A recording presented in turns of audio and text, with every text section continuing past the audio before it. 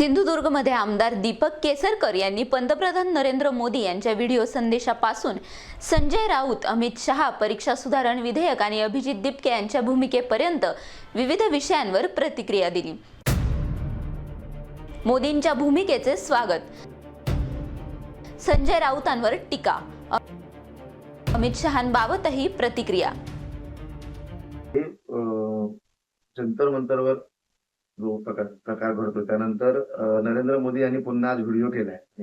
ते असं म्हणतात की शिवीगाळ केल्यानं कोणतीही समस्या सुटत नाही. काही लोक आंदोलक विद्यार्थ्यांनी मला आणि माझ्या आईला शिव्या दिल्या.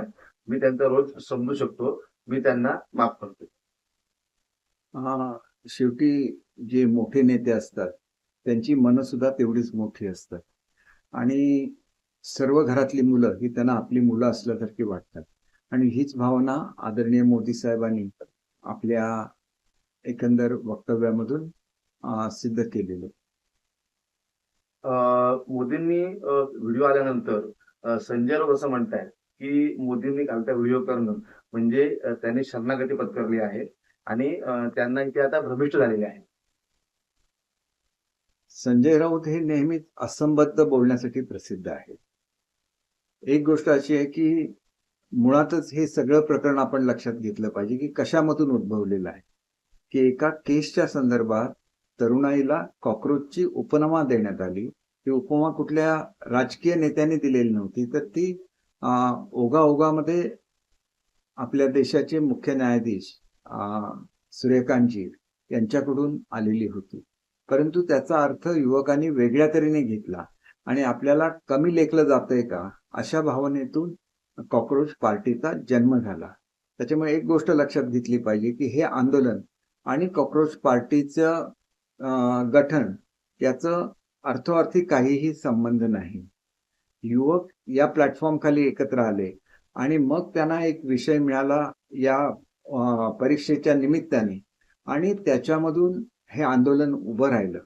परंतु आंदोलनामध्ये अनेक असामाजिक तत्व सामील झाली आणि त्याच्यामुळे त्यांनी जे पोलिसांवर हल्ले केले, पोलिसांच्या गाड्या तोडल्या, याच्यामध्ये विद्यार्थ्यांचा सहभाग नव्हता, तर ती असामाजिक तत्व होती हे अनेक टीव्ही चॅनलनी सिद्ध करून दिलेले आहेत. त्याच्यामध्ये नामचीन गुंड सुद्धा होते ज्यांच्यावर मोका लावलेला आहे. अशा स्वरूपाचे गुंड आणि त्यांच्या टोळ्या होत्या. मग ह्यांचा शिरकाव कसा झाला, तर या एकंदरीत आंदोलनामध्ये राजकीय पक्षांनी शिरकाव केला आणि ह्या राजकीय पक्षांच्या माध्यमातून या असामाजिक तत्वांनी त्याच्यामध्ये प्रवेश केला. त्याच्यामुळे विद्यार्थ्यांचा विषय बाजूला राहिला आणि जो हिंसाचार झाला त्याच्यामधून लाठी चार्ज झाला आणि ह्या लाठी चार्ज मधून विद्यार्थी दुखावले गेले. हे तरुण लोक असतात, यांची मनं सुद्धा तेवढीच कोवळी असतात आणि त्याच्यामुळे त्याच्यावर फुंकर घालणं आवश्यक होतं आणि ते काम वडिलकीच्या नात्याने आदरणीय पंतप्रधान नरेंद्रजी मोदी यांनी केलेलं आहे आणि त्याच्यामुळे खरं तर या गोष्टीचं सर्वांनीच स्वागत केलं पाहिजे. संजय राऊत गृहमंत्री अमित शहा टीका करताना असं म्हणतात की तुम्ही तडीपार केलेले गुंड आहात. एक गोष्ट अशी आहे की स्वतः राऊतजी हे तुरुंगामध्ये जाऊन आलेले आहेत, त्यांच्यावर अनेक आरोप झालेले आहेत, म्हणून कोणी त्यांना काही गुंड म्हणत नाही किंवा ह्या गोष्टी कोणी काढत नाही. आणि त्याच्यामुळे एक गोष्ट लक्षात घेतली पाहिजे की अमित शहाजींना जी तडीपारी झालेली होती तो संदर्भ हिंदू आंदोलनाचा होता. एक मोठं अग्नितांडव हे गुजरात राज्यामध्ये घडलेलं होतं. ट्रेन पेटवून देण्यात आली आणि त्याच्यामधून ज्या दंगली उसळल्या त्याचा एकंदर परिणाम हा तत्कालीन तिथं जे राज्यकर्ते होते त्यांच्यावर झाला.